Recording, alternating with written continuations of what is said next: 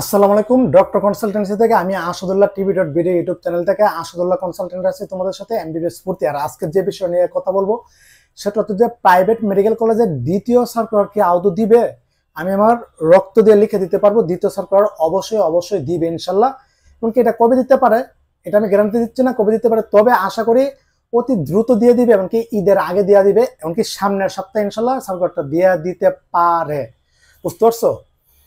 তো বিষয়টা হলো যে তৃতীয় মাইগ্রেশন কি দিবে, তৃতীয় ঐচ্ছিক মাইগ্রেশন। হ্যাঁ, তৃতীয় ঐচ্ছিক মাইগ্রেশন নাও দিতে পারে, আবার দিতেও পারে। এখন দিবে না, আজকে অলরেডি 21 তারিখ 22 তারিখ, আজকে রাত্রে হয়ে যাবে। তার মানে ভর্তি 25 তারিখ পর্যন্ত আছে। তার মানে আপাতত আশা ছেড়ে দাও, এখন আর তৃতীয় ঐচ্ছিক মাইগ্রেশন দিবে না।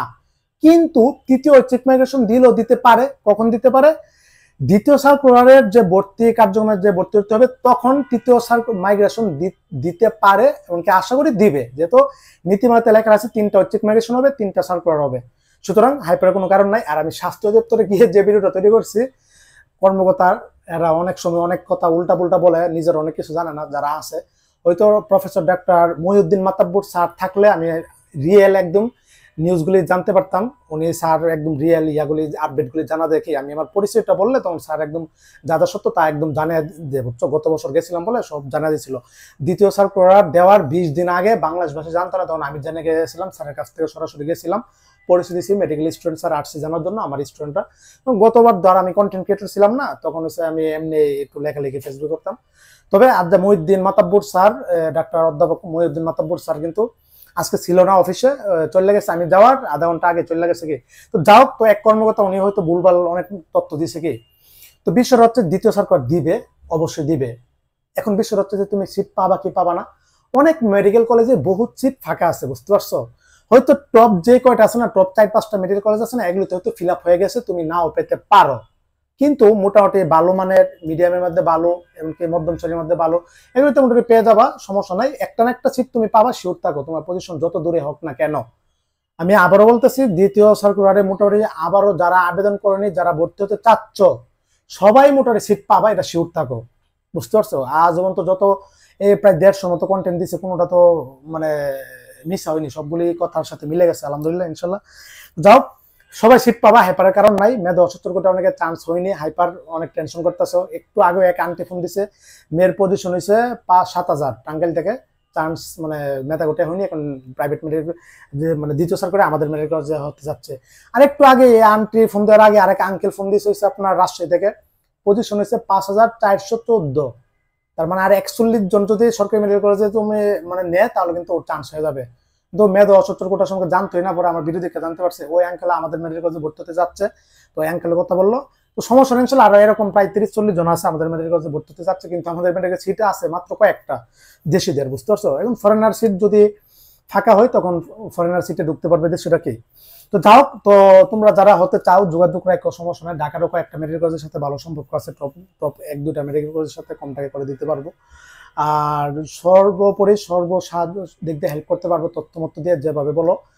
আরেকটা যে বিষয় সেটা হচ্ছে যে তোমরা অনেকেই কি করবে, এখন ভর্তি হয়ে যাবে, কেউ ডেন্টালে, কেউ প্রাইভেট ভার্সিটিতে, কেউ সরকারিতে কারো হয়ে থাকলে ওইগুলিতে।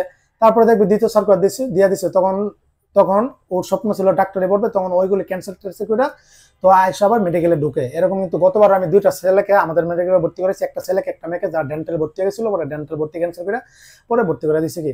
তো সুতরাং আর কিছুদিন অপেক্ষা করো, পরে ওইগুলি ভর্তি হতে পারবা। যদি মেডিকেল মানে লক্ষ্য থেকে থাকে তারা আর কয়েকটা দিন অপেক্ষা করো। বুঝতে পারছো? আর দ্বিতীয় সার্কুলার সময় হয়তো তৃতীয় মাইগ্রেশন দিতে পারে, তৃতীয় চেক মাইগ্রেশন চালু করে দিবে। আরেকটা যে বিষয়, ফরেনার ওদের ইলিজিবল লিস্ট প্রকাশ করছে, ওরা আইতে জুন মাস চলে যাবে, জুন জুলাই চলে যাবে। বুঝতে পারছো? আর কোন মেডিকেল কলেজে কয়টা সিট ফাঁকা আছে এটা বোঝার কোনো সিস্টেম আছে কিনা, না কোনো বোঝার সিস্টেম নেই। স্বাস্থ্য অধিদপ্তর একটা লিস্ট প্রকাশ করবে কোনটাতে কয়টা সিট ফাঁকা আছে, এটা সম্ভবত দ্বিতীয় সার্কুলার আগেও প্রকাশ করবে, অথবা দ্বিতীয় সার্কুলার পরে তৃতীয় সার্কুলার দেওয়ার আগে প্রকাশ করবে। আশা করি দ্বিতীয় সার্কুলার দেওয়ার সময় এটা প্রকাশ করবে, যদি প্রকাশ করলে করলো, না করলে নাই। আরেকটা যে বিষয় সেটা হচ্ছে যে হ্যাঁ, তোমাদের মোবাইলে অনেকে মেসেজ যাবে এখন যে আমাদের এই মেডিকেল অ্যাডমিশনে আবেদনে প্রথম চয়েস রাখো অমুক মেডিকেল কলেজ। এখন বিষয় হচ্ছে যে এসব মেসেজ অনেকে বুঝতে পারবে না, সহজ সরল বাঙালি। বিষয় হচ্ছে যে তুমি যে মেডিকেল অ্যাডমিশন কোচিং করছিলে, কোচিং তোমাকে এখনো ছাড়েনি, তোমার দ্বারা তোমার নাম্বারটা দিয়েও এখন বিজনেস করতেছে, টাকার বিজনেস। ওই মেডিকেল কলেজগুলির সাথে তৃতীয় পক্ষের কলেজের সাথে নাম্বারগুলি বিক্রি করে দিয়েছে, এখন ওই নাম্বারে SMS পাঠাচ্ছে যারা কোচিং করছে সবাইকে। দান্দা, কোচিংগুলি একদম দান্দা, ফালতু। কোচিং ছাড়া অজস্র জন চান্স পাও, বুঝতে পারছো? তো এই কোচিং কিন্তু তোমার কাছে তোমাকে দামদামি করছে, এখন তোমার নাম্বারটা ওদের কাছে আছে, নাম্বার দাও দামদামি করতেছে। ওই যে মেডিকেল কলেজগুলি আসতেছে, নাম্বার চাচ্ছে, টাকা দিয়ে বিক্রি করে দিচ্ছে। সুতরাং এটা হাইপারের কোনো কারণ নাই। এটা অনেকে বলবে মেসেজ দিবে কিসের জন্য, ওই কলেজে চান্স হয়নি তোমার, না মেসেজ দিচ্ছে ওই কলেজের জন্য, তুমি ফার্স্ট চয়েসে নামটা রাখো। দরকার আছে তো ফোন দিয়ে বলো যে আমি আপনাদের মেসেজ দিচ্ছেন, এখন আপনাদের এখানে ফার্স্ট চয়েসে দেওয়ার জন্য বলছেন, আমার ফায়দা কি দিবেন, আমার কি সুবিধা দিবেন, বলো যে ফ্রিতে ভর্তি করাবে কিনা, বলো যে 10 লক্ষ টাকায় কমে ভর্তি করাবে কিনা, দেখবে যে কোনো করাবে না। তো অযথা মেসেজ দিচ্ছে কিসের জন্য, এগুলি বাধ্য, এগুলি মেসেজ দিবেই, অনেকে বুঝতে পারবে, এটা আগে থেকে জানিয়ে দিলাম, এখন থেকে দিতে শুরু করবে। আগামী সপ্তাহে দ্বিতীয় সার্কুলার দিয়া দিলেও দিতে পারে, দিয়া দিবে, তবে ঈদের আগে দিয়া দিবে ইনশাল্লাহ, মন বলতেছে, বুঝতে পারছো? এই ছিল। আর যাদের মাইগ্রেশন, যাদের কলেজ অ্যাকসেপ্ট করেনি, অনেক মন খারাপ তোমাদের জানি। কলেজকে ঠিক মতো চাপ দাও, টাইট দাও, বই দেখাও যে এখন ফ্রিতে পড়ার সুযোগ করে দিতে হবে। আপনি তো আমাদেরকে রাখছেন, আমাদের এখানে রাখতে চাচ্ছেন, এখন ফ্রিতে ছড়া সুযোগ করে দিতে হবে, তা নাহলে আমারটা কেন ক্যান্সেল করলেন, বুঝতে পারছে? ঠিক মতো চাপ দাও, অথবা আমি মাইগ্রেশন করতে চাচ্ছিলাম, আমার মাইগ্রেশনটা অ্যাক্টিভ করে করে দেন, আপনারা ব্যবস্থা করে দিবেন নেওয়ার।